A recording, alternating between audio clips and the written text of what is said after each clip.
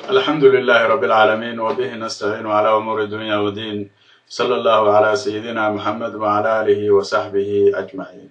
waxaad moodaa in dabeecadahaas ajeer la-aanta ahaa oo ay la jirto jasiiradda carabta oo ku taal xudunta caalamka iyo meel istiraaji ah inay ahaayeen dhabtii asbaabta ka dambeysay doorashada carabta inay qaadaan xilka gaarsiinta dhambaalka islaamka iyo u hogaaminta dadka hanaan cusub oo nololeed.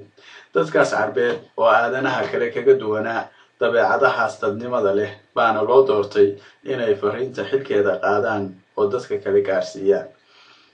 dabeecadahaas qaarkood inkastoo ay mararka qaarkood sababi jireen dhiig daata iyo dhacdooyin xanuun badan, haddana asal ahaan waxay ahaayeen dabeecado khayr oo dadka dheef weyn ugu jirto. dabeecadahooda ajar la-aanta ahaana waxa ugu qaalisanaa marka laga reebo ballan oofinta, hanka iyo go-aan adayga. maxaa yeelay marna ma suuro gelayn in la baabi'iyo sharkii iyo fasaadkii adduunka camimay oo la dhiso nidaam ku shaqeeya cadaalad iyo khayr haddii aan la haysan awood han oo wax lagu hawaysto iyo go-aan adag oo horjoogsiyada iyo xanibyada qallafsan looga gudbo. dhabtii noloshii carabtii jaahiliga ee islaamka ka hor waxaa ka buuxay waxyaalo wanaagsan oo aan la koobi karin. uma baahnin hadda inaynu tirino abtirsiyihii iyo reerkii nabigu sallallahu alayhi wasallam uu ka dhashay. abtirsiinta nabiga sallallahu alayhi wasallam waxaa jira 3 oraahood. tan hore ay sugeen taarikhyahanada iyo abtir aqoonada, waxayna cadeeyeen in Muhammad sallallahu alayhi wasallam abtirsiyihiisu la xaqiijiyay inay sax tahay ilaa Adnaan. tan labaadna ay ku kala qaybsameen abyaqaanada oo qaarkood ka mid istaageen qaarna wadeen. waa inta u dhaxaysa Adnaan iyo Nabi Ibrahim alayhi salaam. qaybta saddexaadna waa qayb aan shaki ku jirin inay ka buuxaan arrimo aan sax ahayn, waana abtirsiinta u dhaxaysa Nabi Ibrahim alayhi salaam iyo Nabi Aadam alayhi salaam oo aabihii aadanaha kasoo askumeen. arrimahan qaarkoodna horey baan uga soo hadalnay abtirsiyihii oo tafatirana oo aynu kasoo qaadanayno inta sugan ee la isku waafaqsan yahay ee ilaa Adnaan ah. waa kan qaybta koobaad waa Muhammad bin Abdillahi bin Abdi Muttalib bin Hashim bin Abdi Manaf bin Qusay bin Kilab bin Murrah bin Ka'ab bin Lu'yi bin Qalib bin Fihr oo la oran jiray Quraysh, kaasoo qabiilkiisa isaga loogu magac daray bin Malik bin An-Nadar bin Kinana bin Khusayma bin Mutrikh bin Ilyas bin Mudar bin Nisar bin Ma'ad bin Adnaan. qoyskii nabiga sallallahu alayhi wasallam jifidiisa waxaa loo yaqiin qoyskii Bani Hashim, iyagoo magaca ka qaatay awowgiisii labaad Hashim bin Abdi Manaf. haddana aynu wax yar ka hadalno Hashim iyo firkiisii. Hashim waxaan hore u soo sheegnay in Hashim uu qabtay ilma Abdi Manaf xilka waraabinta iyo siinta raashin xujaajta. markii ay ilma Abdi Manaf iyo ilma Abdi Adar ku heshiiyeen inay jogooyinka qaybsadaan, Hashim wuxuu ahaa nin hodan ah oo haybad iyo sharaf alla siiyey. wuxuuna ahaa ninkii u horeeyay ee xujaajta Maka ku sooray raashinka tariid loo yaqaan, waa hilib iyo muufo. magaciisa waxaa la oran jiray Camar. Hashimna waxaa loogu bixiyey muufada uu martida u burburin jiray. wuxuuna ahaa ninkii u horeeyay ee Quraysh u jideeyay labada safar ee diraacda jilaalka iyo xagaaga. waxaa la sheegay inuu u socdaalay Suuriya ganacsade ahaan.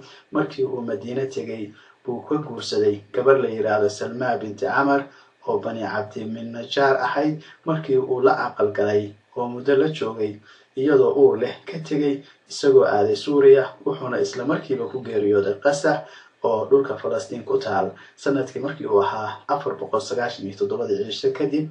Salma waxay dhashay Abdul Muttalib, waxayna u bixisay Shayba ciro madaxa uga tiil darteed. hooyadiis baana isaga ku korsatay guriga aabaheed. xigaaladiisa Maka deganeydna ma aysan ogeyn. Hashim wuxuu dhalay 4 wiil oo kala ahaa Asad iyo Abu Sayfi iyo Nadla iyo Abdi Muttalib, iyo 5 gabdhood oo kala ahaa Ashifa iyo Khalid iyo Daciifa iyo Ruqiya iyo Janna. Cabdilmudallib waxaan hore u soo ogaanay in xilka waraabinta iyo soorinta xujaajta uu Haashim uga haray walaalkii Mudallib bin Cabdimanaaf oo ahaa nin haybad iyo sharaf leh oo qoonkiisu adeecaan oo daacadnimo badan deeqsina ah oo kalsooni lagu qabo. Markii Shayba waa Cabdimudallib uu kuray noqday oo barbaaray buu Mudallib maqlay, markaasuu doonay. Markii uu arkayna ilmaa soo dhaaftay waana isku duubay, wuxuuna fangeliyey oo ku qaaday daabad uu watay. Wiilkii ha yeeshee waa ka diiday oo wuxuu ku xiray in hooyadii idanto. Markii uu hooyadii warsaday inay ku dartana way diiday. Wuxuu ku dadaalay inuu qanciyo isagoo leh, wiilkaaga wuxuu u socdaa Maka si uu u soo celiyo xukunkii aabihii oo uu ku noolaado nawaaxiga Beytka Alle xaramka. Markaasay u ogolaatay, isagoo ratigiisii la fangashan bayna Maka yimaadeen. Saa dadkiibaa waxay yidhaahdeen waa addoonkii Mudallib oo waxay moodeen addoon uu soo gatay. Markaasuu Mudallib yidhi, waa gurboodkaygii, wiilkii walaalkay Haashim. Halkaasaana Shayba loogu bixiyey magacii uu caanka ku ahaa ee Cabdulmudallib oo macnaheedu yahay addoonkii Mudallib. Adeerkii Mudallib buu la joogay intii uu ka hana qaadayay. Dabadeedna Mudallib wuxuu ku geeriyooday Bardamaan oo dhulka Yaman ku taal. Xilkiina wuxuu kala dardaarmay Cabdimudallib oo isna tolkii ku dhaqay wixii aabayaashii ku dhaqi jireen. Wuxuuna tolkii ku dhex yeeshay sharaf aan cid ka horreysa ku dhex yeelan, waana ay jeclaadeen. Cabdimudallib markii hore xilkii waa laga boobay oo waa loo xoog sheegtay oo adeerkii Noofal baa jagadii ka xoogay. Markii uu odayaal Quraysh ah u dacwoodayna waxay ku yidhaahdeen, adiga iyo adeerka idin dhex geli mayno.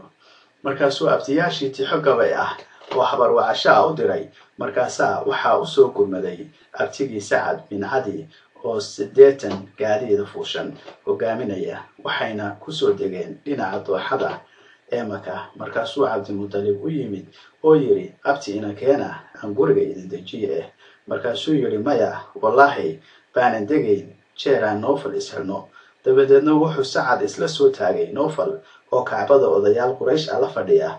Markaasuu seefta galka uga siibtay oo ku yidhi, rabbigii Kacbadan lahaa baan ku dhaartay, haddii aadan wiilka walaashay xilkiisa u soo celin, seeftan baan kaala daalaya.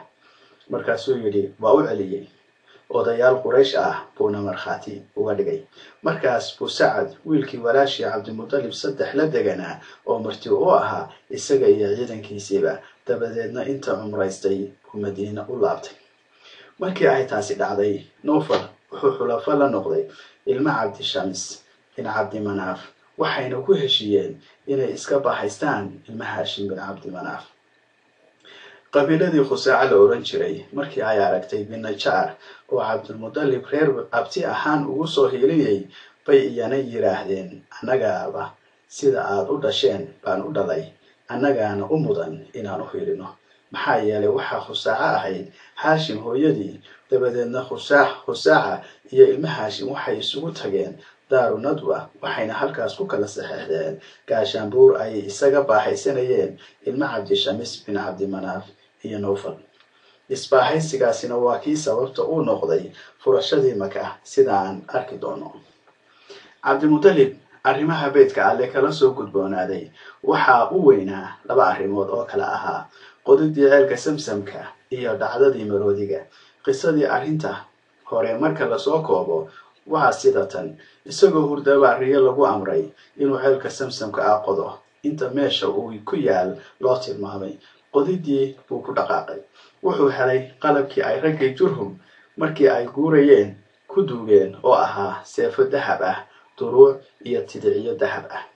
Markaasuu seefihii iyo tidciyadii dahabka ahaa Kacbada albaab uga sameeyay oo ku qurxiyay. Dabadeedna hidihii ka waraabinta biyaha Samsamka iyo xujayda buu hirgeliyay. Markii ay biyihii Samsamku soo muuqdeen bay Quraysh ku qabsadeen oo yiraahdeen, wax naga wadaaji. Laakiinse Cabdimudallib waa diiday dalabkoodii oo yiri, arrintan aniga buu Alle igu gooni yeelay.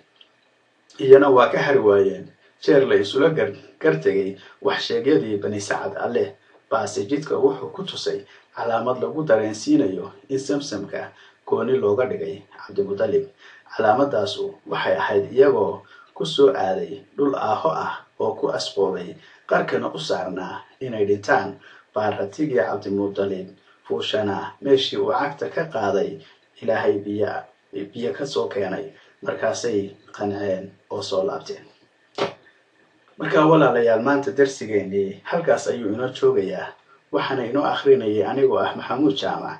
waxaana inta aynu darsigan darsi lamida ku kulmi doono idinkaga tegayaa sidaa iyo ammaano Allah iyo ismaqal dambe oo xiiso leh.